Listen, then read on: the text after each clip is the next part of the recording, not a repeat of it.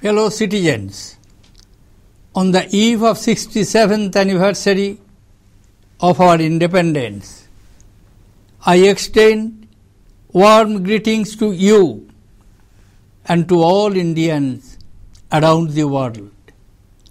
I convey my special greetings to members of our armed forces, paramilitary forces, and internal security forces.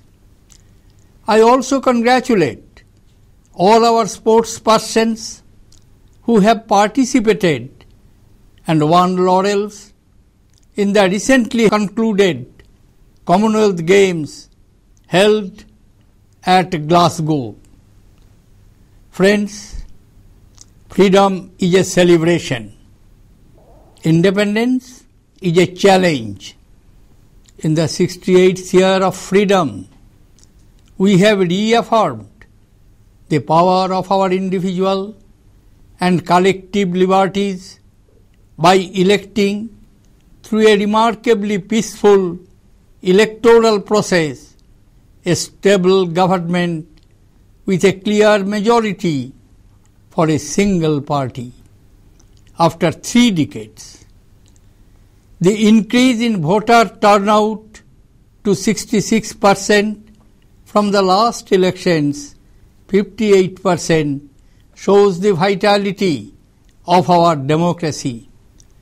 This achievement has given us an opportunity to take up the challenge of governance by reforming the policies, practices, and systems of governance so that the enormous aspirations of our people can be fulfilled with vision, commitment, integrity, speed, and administrative capability. Stagnant minds create immobile systems which becomes roadblocks to growth.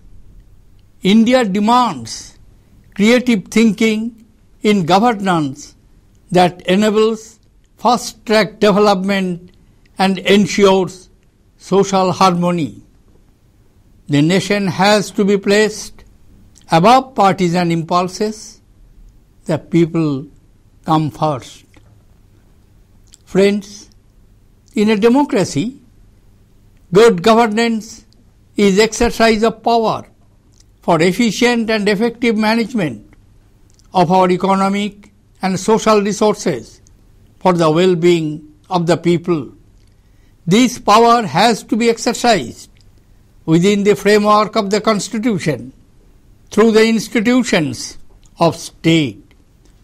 With the passage of time and changes in the ecosystem, distortions do appear, making some institutions dysfunctional. When one institution does not function in the manner expected of it, phenomenon of overreach sets in. While some new institutions might become necessary, the real solution lies in reinventing and restoring the existing ones to serve the purpose of effective government. Good governance is critically dependent on rule of law, participatory decision-making, transparency, responsiveness, accountability, equity, and inclusiveness. It calls for wider involvement of the civil society in the political process. It calls for deeper engagement of the youth with the institutions of democracy. It calls for quick dispensation of justice to the people.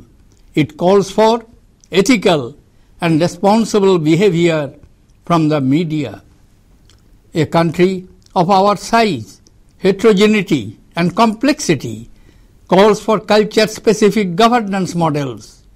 It calls for cooperation in the exercise of power and assumption of responsibility by all stakeholders. It calls for constructive partnership between the state and the citizen. It calls for taking a responsive administration to the doorstep of every heart and habitation in the land. Fellow citizens, the decisive challenge of our times is to end the curse of poverty.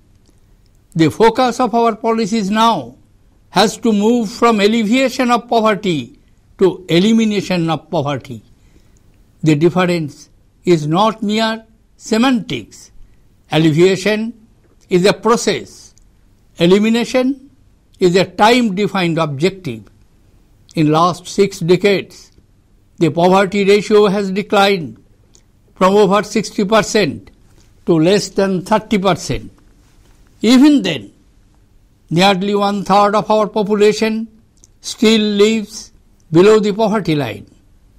Poverty is not a mere statistic. Poverty has a face which becomes unbearable when it scars the visage of a child.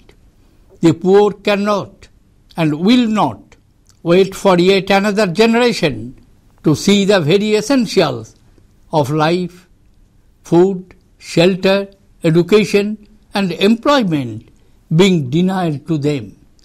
The benefits from economic development must percolate down to the poorest of the poor. In the last decade, our economy grew at an average rate of 7.6% per year, though the growth rate was subdued at below 5% during the last 2 years. I sense a renewed vigor and optimism in the air. Signs of revival are visible. Our external sector has strengthened. Fiscal consolidation measures are beginning to show results. Notwithstanding occasional spurts, inflation has started moderating. However, food prices still remain a matter of serious concern. Record food grains production last year helped agriculture sector to grow at a healthy 4.7%.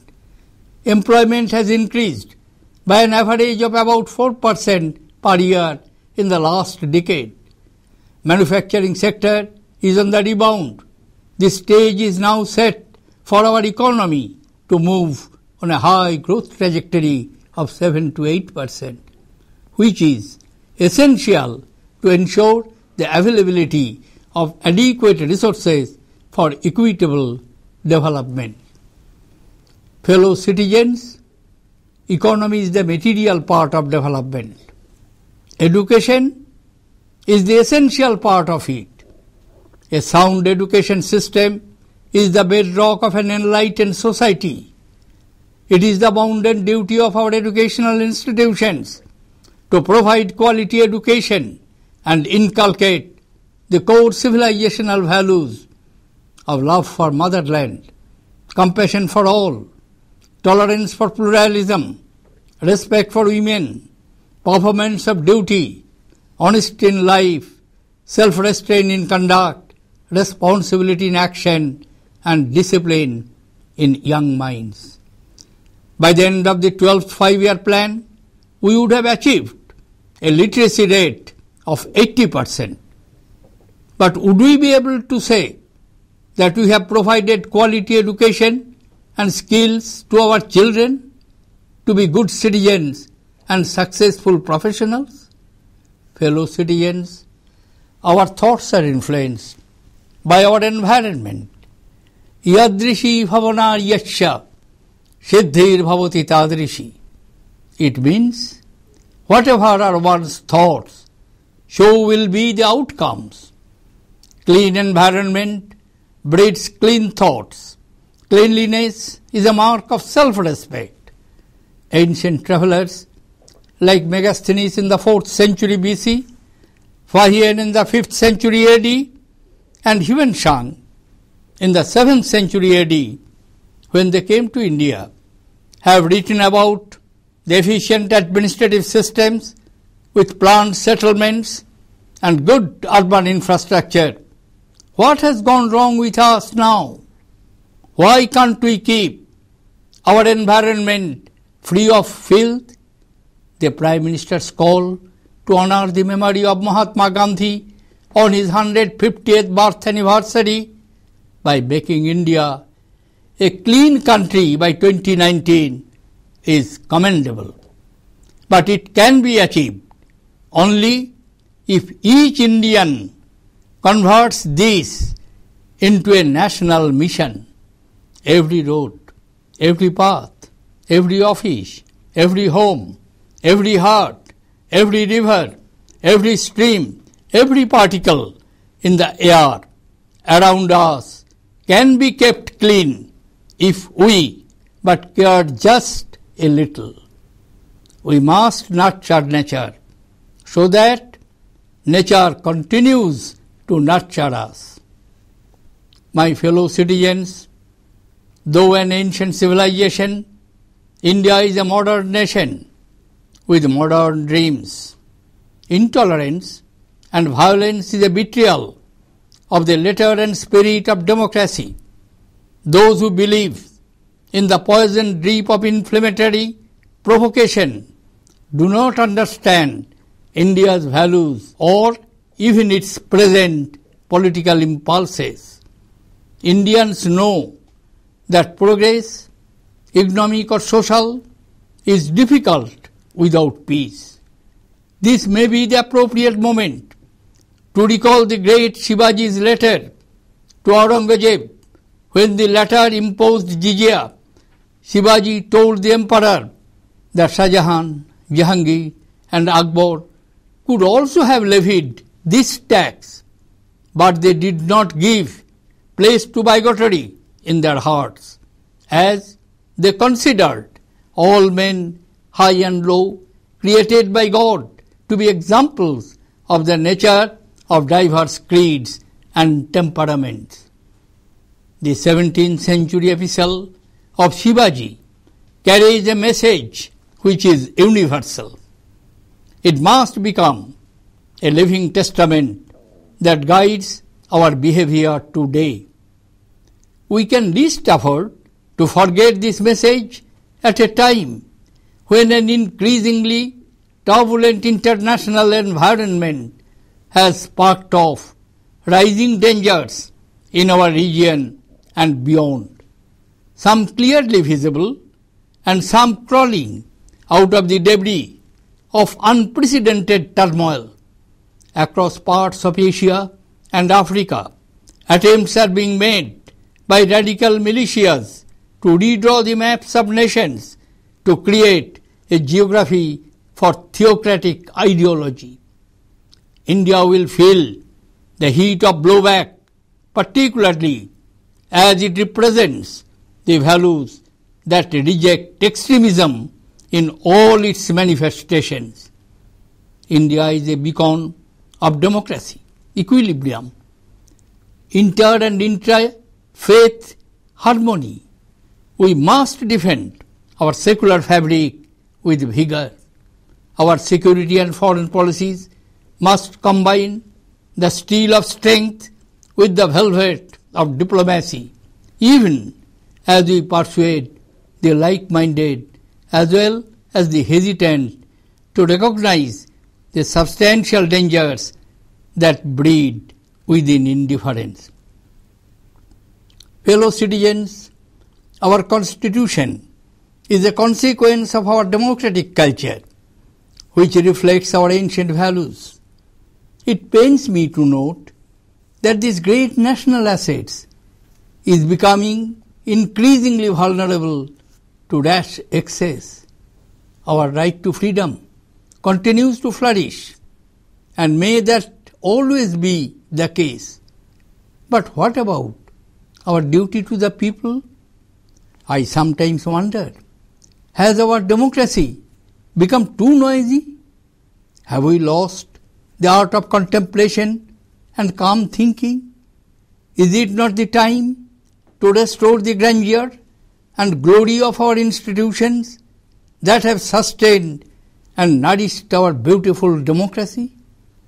Should not Parliament again become the great hall of somber thought and well-debated legislation? Should not our courts of law become temples of justice. This calls for collective action by all the stakeholders. A nation is very young at 68. India has the will, energy, intellect, values and unity to claim the 21st century. The vision to win the battle of freedom from poverty is set. The journey will seem formidable only to those without conviction. As an old saying goes, Siddhir Bhavati Karmaja, which means success is born of action. Now is the time for action. Jai Hind!